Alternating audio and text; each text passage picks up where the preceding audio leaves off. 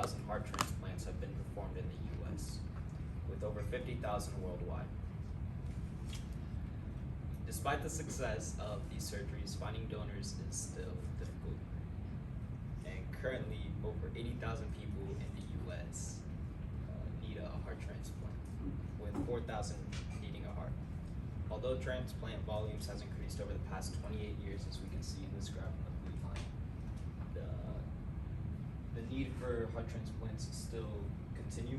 As we can see on this orange dotted line here, those are the patients that have been added to the wait list, and above it on the orange line are the total number of people that have been on the wait list. My name is Joshua Soria Rios. My name is Marina Cordero. My name is Yanko Rodriguez. My name is Emilia Masso. And my name is Chris Fisher. And today we'll be explaining to you how a heart transplant will benefit candidate A. We picked candidate A for the following reasons. In order for this heart transplant to work, we need a relatively young patient. Our patient is 41 years old and has been recently widowed. She has a daughter of 6 years old. Because she has a young daughter, she should be able to have this opportunity to grow old with her daughter and teach her and learn from her. Her daughter should not have to take care of her in her old age. Although she is a recovering alcoholic, this does make her a cardiomyopathy. This would be a problem if she was still drinking, but she is 14 months sober, so this shouldn't affect her during or after the surgery. Her company has also played a big part in her surgery. They have helped her with her rehabilitation and promised her a job after she fully recovers. This will allow her to have a fresh start with her and her daughter. Background and definition. A heart transplant is a medical procedure in which a damaged or diseased heart is replaced with a healthy heart from a donor. In 1967, a successful and remarkable Dr. Christian Barner performed the first ever heart transplant with his team in Great Square Hospital, Cape Town. In this image, we can see Mr. Washkansky thanking Dr. Barner shortly after his successful surgery. Mr. Washkansky was the first ever recipient of a heart transplant.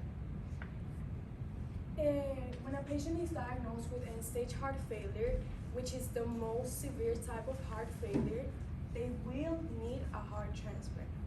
And after this, they will have to go through a recovery process of medication, physical therapy, and chronic monitoring. Also, the candidate's background, these are pros and cons that we use to pick her. First, resilience. She overcame an addiction, which is something that it's a problem for many people around the world. She overcame alcoholism, and it has the strength and desire to improve her life. Also, commitment to recovery. She rehabilitated herself in a rehabilitation unit for 14 months, which proves her desire to improve her well-being and health. Future potential.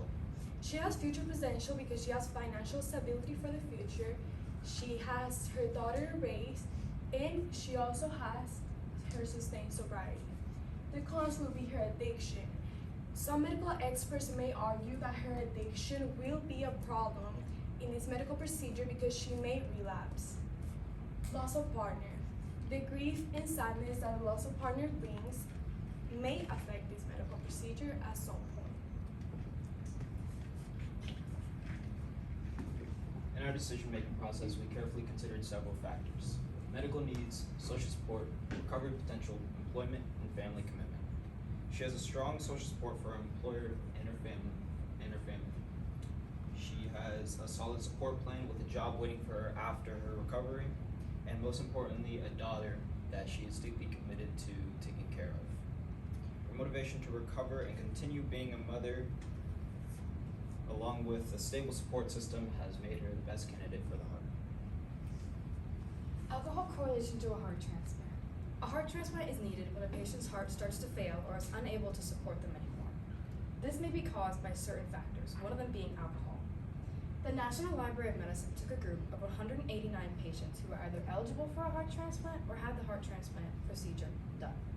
Out of those 189, 49 of them were alcoholics. As you can see in this chart here, that percentage is 24.9 and 75.1. Although it's a relatively small number, it is a very big impact because our candidate is an alcoholic. Because she's an alcoholic, there is a possibility that she may relapse. This would be a problem, and it would cause the donor heart to stop and fail and wouldn't work as successfully. Because she is 14 months sober, we do not believe that will happen. Next thing you have to look is to take into consideration her costs and if she's able to pay for the transplant.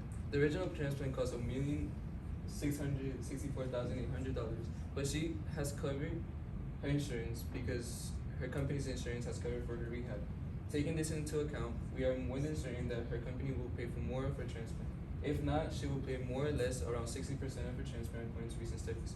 According to the 2020 U.S. organ and tissue transplant, the main cost for the transplant costs for the hospital transmission admission, which is around $1.1 million. Will it change your life?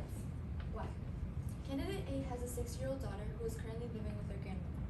This isn't a very stable household because her grandmother is old and at one point she's not going to be able to take care of her daughter. In addition, she is also widowed, so the grandmother is her only caretaker and she isn't financially supported by anyone else. How?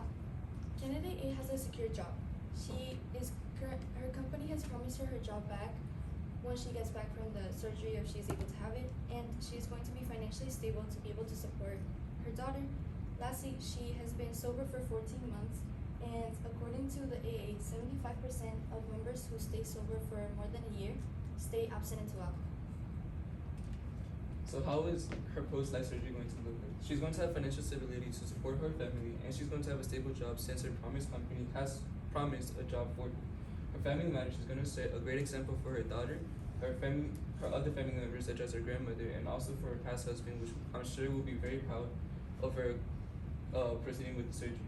And fanfare for the hospital. We're going to show a great appreciation of gratitude towards her. And we're also going to have a great sense of accomplishment as a hospital as well. And that is one of the major important things that takes into consideration for choosing a candidate. Thank you. We hope you take our candidate for consideration.